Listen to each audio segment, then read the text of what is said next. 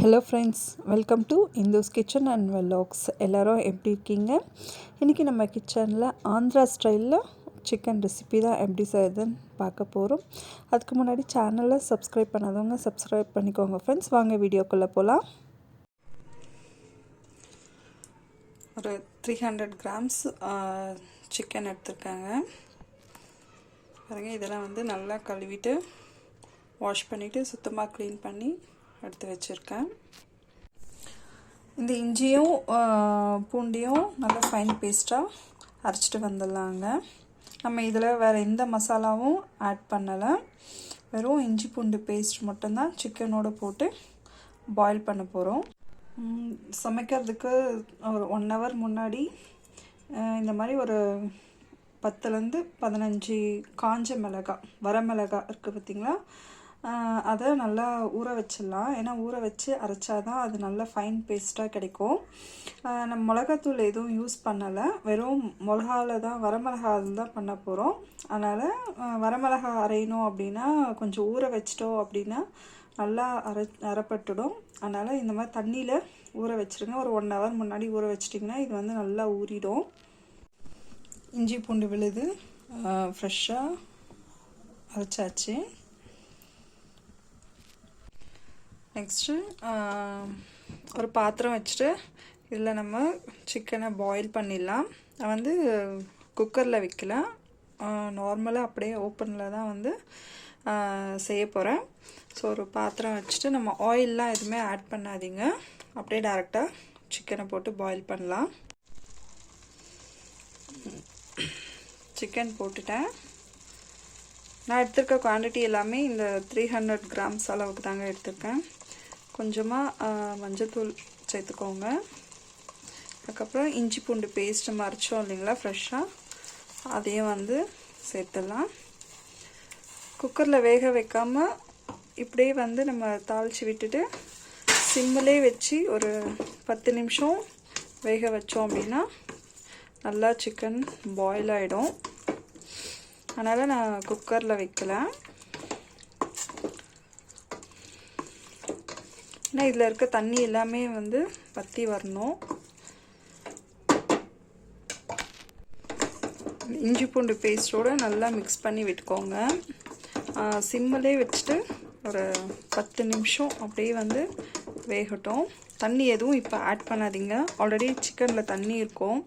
அந்த தண்ணி எல்லாம் வற்றுச்சு அப்படின்னா தான் நமக்கு கொஞ்சம் ட்ரையாக நல்லா வரும். அதுக்கப்புறமா நம்ம தண்ணி சேர்த்து ஆட் பண்ணிக்கலாம். அப்படியே 10 நிமிஷம் சிம்மிலே வச்சுருங்க. அதோட தண்ணி எல்லாமே, சிக்கனில் இருக்க தண்ணி எல்லாமே வற்றட்டும். ஒரு 8 to 10 minutesங்க. ஓரளவுக்கு தண்ணியெல்லாம் வற்றிருச்சு. சிக்கனில் இருக்க தண்ணி எப்போவுமே நமக்கு வந்து வற்றிட்டு அதுக்கப்புறமா நம்ம தண்ணி ஆட் பண்ணால் தான் டிஷ் வந்து ரொம்ப டேஸ்ட்டாக இருக்கும். இல்லைன்னா அந்த சிக்கனில் இருக்க வாட்டரோடவே நம்ம இதையும் ஆட் பண்ணோன்னா ஒரு ஸ்மெல் வர ஆரம்பிச்சிரும். இப்போ இதெல்லாம் வந்து கொஞ்சமாக வந்து வற்ற ஆரம்பிச்சிருச்சு. இப்போ இன்னும் ஒரு 5 நிமிஷம் நம்ம தண்ணி ஆட் பண்ணிவிட்டு ஒரு கொஞ்சமாக வந்து வாட்டரை ஆட் பண்ணிவிட்டு இன்னும் ஒரு 5 minutes வந்து வேக வச்சிடலாம். ஒரு 15 minutes வந்து பாயில் ஆனால் போதும். ஏன்னா நம்ம சிம்மில் வச்சு தான் வந்து பாயில் பண்ணியிருக்கோம். அதுக்கு மேலே ஆயிடுச்சுனாலும் ஒரு மாதிரி ரப்பர் மாதிரி ஆகிடும். அதனால் 15 minutes பாயில் பண்ணுங்கள், சிம்மில் வச்சுட்டு பாயில் பண்ணுங்கள். இந்த டிஷ்க்கு பார்த்திங்கன்னா நிறைய தண்ணி வந்து சேர்க்கக்கூடாதுங்க. ஆக்சுவலி மொத்தமாகவே நமக்கு பீஸ் வந்து ட்ரையாக தான் வேணும். எக்ஸஸாக ஒரு வேளை வாட்டர் வந்துருச்சுனாலும் அதை நம்ம சூப் மாதிரி கூட செய்துக்கலாம். இல்லாட்டி உங்களுக்கு தண்ணி அளவு கரெக்டாக வந்து நீங்கள் வச்சிட்டிங்க அப்படின்னா அதை வந்து ட்ரை ஆக்கிட்டு எடுத்துக்கோங்க. கொஞ்சம் கூட நமக்கு வந்து டிஷ்ஷுக்கு வந்து தண்ணி இருக்கக்கூடாது. அந்த அளவுக்கு நீங்கள் வந்து பார்த்துக்கோங்க. இது ஒரு 15 minutes பாயில் ஆகட்டும். இன்னும் கொஞ்சம் வாட்டர் ஆட் பண்ணியிருக்கேன், அதனால் அது சிக்கன் வந்து கொஞ்சம் நல்லா பஞ்சு போல் ஆகட்டும். அதுக்குள்ளார நம்ம இந்த காஞ்ச மிளகா இருக்குது இல்லைங்களா, அந்த வரமிளகா, அதை வந்து நல்லா பேஸ்ட்டாக அரைச்சிட்டு வந்துடலாம். கொஞ்சம் கொஞ்சமாக தண்ணி ஆட் பண்ணிவிட்டு அதுக்குள்ளே இது பாயில் ஆகட்டும். ஒரு 300 கிராம்ஸ் சிக்கனுக்கு ஒரு 10 மிளகாய் எடுத்துருக்கேங்க. நீங்கள் காரத்துக்கு ஏற்ற மாதிரி நீங்கள் ஆட் பண்ணிக்கோங்க. இல்லை கொஞ்சமாக கூட நீங்கள் சேர்த்துட்டு அதுக்கப்புறம் காரம் பத்தலைன்னா கடைசியில் வேணால் கூட நீங்கள் பெப்பர் இதை ஆட் பண்ணிக்கோங்க. காரம் உங்களுக்கு எவ்வளோ வேணுமோ அந்தளவுக்கு பார்த்து நீங்கள் சேர்த்துக்கோங்க. நான் இப்போதைக்கு ஒரு 10 மிளகாய் வந்து எடுத்திருக்கேன். வந்து நல்லா பேஸ்ட் மாதிரி கொஞ்சம் கொஞ்சமாக தண்ணி தெளித்து அரைச்சி எடுத்துடலாங்க. அட் எ டைம் நமக்கு வந்து இது திரியாக தான் வரும், நல்லா வந்து ஃபைன் பேஸ்ட்டாக வராது. அதனால் கொஞ்சம் லேட் ஆகும். சிக்கன் பாயில் ஆகிற அந்த கேப்பில் நம்ம வந்து மிளகாவை அரைச்சி ரெடி பண்ணிடலாம்.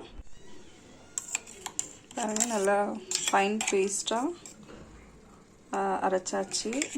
ஊற வச்சு அரைச்சதுனால தான் நமக்கு இந்த மாதிரி நல்லா பேஸ்ட் மாதிரி கிடைக்குது. நம்ம டைரெக்டாக அரைச்சோம் அப்படின்னா இது மாதிரி கிடைக்காது, ரொம்ப திரியாக அப்படியே நின்றுடும். அதனால தான் சமைக்கிறதுக்கு முன்னாடி ஒரு 1 hour ஊற வச்சிட்டோம் அப்படின்னா அதுக்கப்புறம் அரைச்சோம் அப்படின்னா நல்லா இந்த மாதிரி குழன்னு நல்ல பேஸ்ட் மாதிரி வந்துடும். நமக்கு சிக்கன் நான் ஏற்கனவே சொன்ன மாதிரி ட்ரையாக வந்து கிடச்சிருச்சு. இந்த ஸ்டேஜில் நம்ம ஆஃப் பண்ணிடலாம். இப்போ சிக்கனுக்கு மசாலா ரெடி பண்ணிக்கலாம். அதில் ஒரு பேனில் ஒரு 3 ஸ்பூன் கீ எடுத்துக்கோங்க. கீ வந்து ஃபஸ்ட்டே நிறையா ஆட் பண்ண வேண்டாம். உங்களுக்கு கீ வேண்டாம் அப்படின்னா நீங்கள் ஆயிலும் ஆட் பண்ணிக்கோங்க. ஆனால் கீயில் பண்ணோன்னா நல்ல டேஸ்ட்டு கொடுக்கும். கொஞ்சம் கொஞ்சமாக நம்ம வந்து நெய் ஆட் பண்ணிக்கலாம். ஸோ நெய் காஞ்ச உடனே பொடியாக நறுக்கி வச்ச ஆனியன் எடுத்துக்கலாம். அதுக்கப்புறம் அந்த வெங்காயம் வதங்கிறதுக்கு நீங்கள் சால்ட்டும் வந்து ஆட் பண்ணிக்கோங்க. வெங்காயமும் நான் ஒரு 2 வெங்காயம் தாங்க போட்டிருக்கேன். அந்த 300 grams சிக்கனுக்கு 2 வெங்காயம் தான் போட்டிருக்கேன். நெக்ஸ்ட்டு வந்து கரம் மசாலா ஒரு டேபிள் ஸ்பூன். இல்லை நான் தக்காளி ஆட் பண்ணலை, அதனால் தக்காளி போடலை. அதுக்கப்புறம் ரெட் சில்லி பவுடர் ஒரு 1 ஸ்பூன் போட்டுக்கோங்க. இது வந்து நம்ம கலருக்காக தான் யூஸ் பண்ணுறோம். அதுக்கப்புறம் நம்ம ஃபைன் பேஸ்ட்டாக வந்து சில்லி அரைச்சி வச்சுருந்தோம் இல்லைங்களா, அதையும் போட்டுக்கோங்க. இங்கே பாருங்கள், எல்லாத்தையுமே மிக்ஸ் பண்ணோடனே ஒரு சூப்பரான ஒரு ரெட் கலரில் வந்து நமக்கு மசாலா கிடச்சிருச்சு. அதுக்கப்புறம் நம்ம பாயில் பண்ணி வச்சுருந்த சிக்கனையும் இதோடு சேர்த்து நல்லா வந்து மிக்ஸ் பண்ணிக்கோங்க. அந்த காரத்தோட இந்த சிக்கனோட மசாலா எல்லாமே வந்து சேர்ந்து நல்லா வந்து மிக்ஸ் பண்ணுங்கள். இதுக்கப்புறம் எப்போவுமே வந்து நம்ம கீ ஆட் பண்ண வேண்டாம். நான் ஃபஸ்ட்டு நெய் ஆட் பண்ணதோடு சரி. நல்லா சிக்கனோட மசாலா மிக்ஸ் ஆன உடனே ஒரு 1/2 லெமன் வந்து அதோட ஜூஸை நல்லா புழிஞ்சு விட்டுக்கோங்க. உங்களுக்கு எந்த அளவுக்கு நீங்கள் இன்னும் கொஞ்சம் புளிப்பு டேஸ்ட் வேணும் அப்படின்னா நீங்கள் இன்னும் கொஞ்சம் கூட டேஸ்ட் பார்த்துட்டு நீங்கள் லெமன் ஜூஸ் ஆட் பண்ணிக்கலாம். லெமன் ஜூஸோடு நல்லா ஒரு வாட்டி மிக்ஸ் பண்ணிவிடுங்க. நமக்கு சிக்கன் டிஷ் வந்து ஆந்திரா ஸ்டைலில் கிடச்சிருச்சிங்க. இந்த டிஷ்ஷை நீங்கள் சூடான சாதத்தோட அப்படி இல்லைனா கறி தோசைன்னு சொல்லுவாங்க, அது மேலேயும் ஸ்ப்ரெட் பண்ணிவிட்டு சாப்பிட்லாம்.